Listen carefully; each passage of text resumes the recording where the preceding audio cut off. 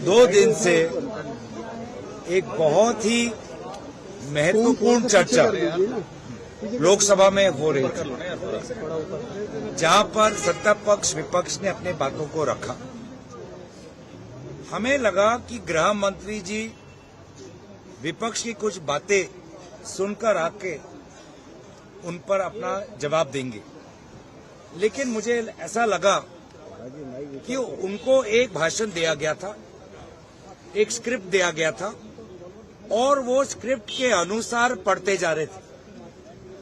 राहुल गांधी जी ने जो अहम सवाल उठाए, अखिलेश यादव जी ने जो अहम सवाल उठाए, टीएमसी के कल्याण बनर्जी ने, डीएमके के मारन जी ने, एनसीपी के सुप्रिया सुले जी ने, विभिन्न जो हमारे राजनीतिक दल के नेताओं ने जो भी अहम विषय उदाहरण प्रमाण के साथ रखे, हमें लगा कि गृह मंत्री आएंगे, बातें रखेंगे, लेकिन गृह मंत्री एक भाषण, एक स्क्रिप्ट, एक लिखे हुए भाषण को वो पढ़ रहे थे और बार बार अफवाहें।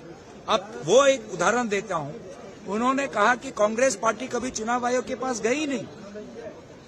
कितने बार चुनाव आयोग के बाहर हमारे दलों के नेताओं ने प्रेस कॉन्फ्रेंस किया है, कितने बार हमने कंप्लेंट दर्ज की है और सदन के अंदर कितने बार विभिन्न दलों के नेताओं ने कहा है कि हम चुनाव आयोग के पास जाते हैं, कंप्लेंट लेके जाते हैं, चुनाव आयोग हमारी बात सुनता ही नहीं, कोई उस पर जवाब नहीं और उल्टा बोल रहे हैं कि हम कभी गए नहीं। अब वो कहते हैं कि वोटर लिस्ट प्रदूषित है, वोटर लिस्ट प्रदूषित है, घुसपैठिए है। अच्छा, जब आपको 400 पार का सपना दिख रहा था, जब प्रधानमंत्री मोदी जी अपने आप को दिव्य व्यक्ति समझ रहे थे, तब आपको वोटर लिस्ट में प्रदूषण नहीं देखा, तब आपको वोटर लिस्ट में घुसपैठिया नहीं देखा। घुसपैठिया तभी देखा जब लोगों ने आपके 400 पार के सपने पर काला पूरा ठंडा पानी फेंक दिया, तब आप समझ गए कि नहीं, ऐसे होगा तो सरकार जाएगी। और 400 पार का जो सपना का जो करारा हार मिला, आप समझ गए थे कि हरियाणा में आप हारने वाले हो, महाराष्ट्र में आप हारने वाले हो, बिहार में आप हारने वाले हो, सरकार 2.5 साल में पलटने वाली है। और अपने पलटने वाले सरकार को बचाने के लिए आपने विशेष रूप से हरियाणा में वोट चोरी की, आपने विशेष रूप से महाराष्ट्र में वोट चोरी की, आपने विशेष रूप से बिहार में वोट चोरी की। घुसपैठिए प्रदूषित वोटर लिस्ट, तो प्रदूषित वोटर लिस्ट के आधार पर नरेंद्र मोदी जी प्रधानमंत्री बने। घुसपैठियों के आधार पर आज उनकी सरकार सत्ता में है, ये कहना चाहते हैं।